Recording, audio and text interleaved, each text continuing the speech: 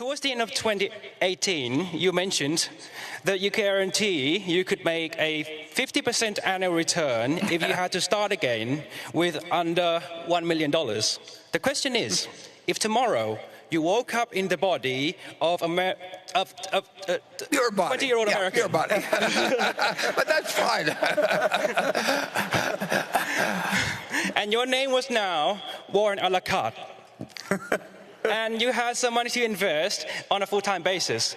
What method or methods would you use to achieve that return? Would it involve flipping through 20,000 pages of Moody's manual or similar publications? Yep. Or finding, to find sticker butts?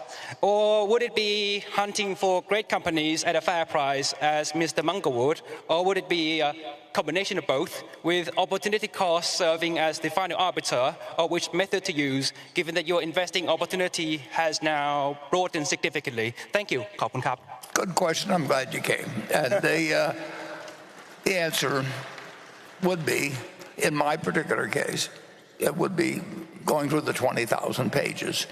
And since we were talking about railroads, I went through the Moody's Transportation Manual a couple of times. That was 1,500 or 2,000 pages, or probably 1,500 pages. And I found all kinds of interesting things when I was 50 or when I was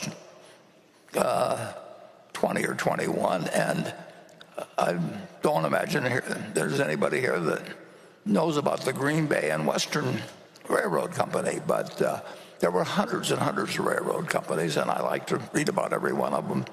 The Green Bay and Western, in those days, everybody had a nickname for railroads. I mean, that was just what Northern Pacific was, the Nipper, and the Phoebe Snow was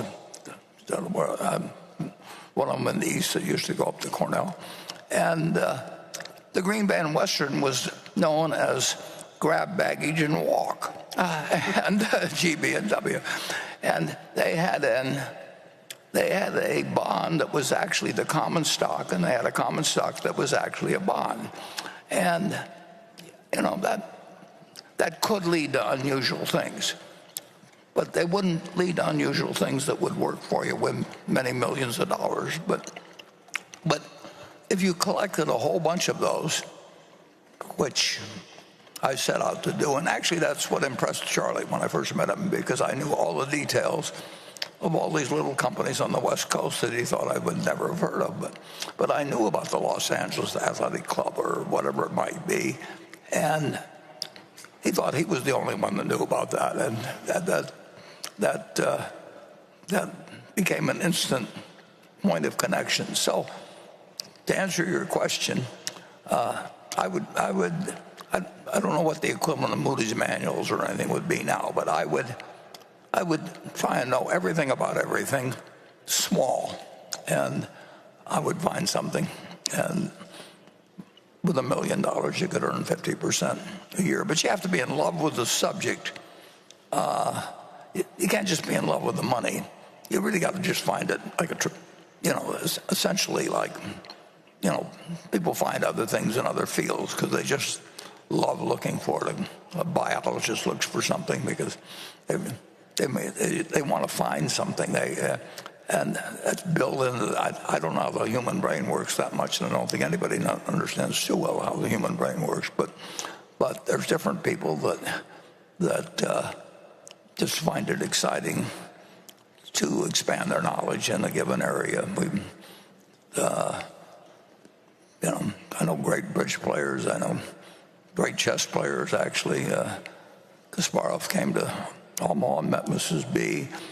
I've had the luck of meeting a lot of people that are unbelievably smart in their own arena and do some unbelievably dumb things in other areas. So all I know is the human brain is complicated, but it does its best when you find out what your brain is really suited for, and then you just pound the hell out of it from that point. And that's what I would be doing if I had a small amount of money and I wanted to make 50% a year, but I also wanted to just play the game.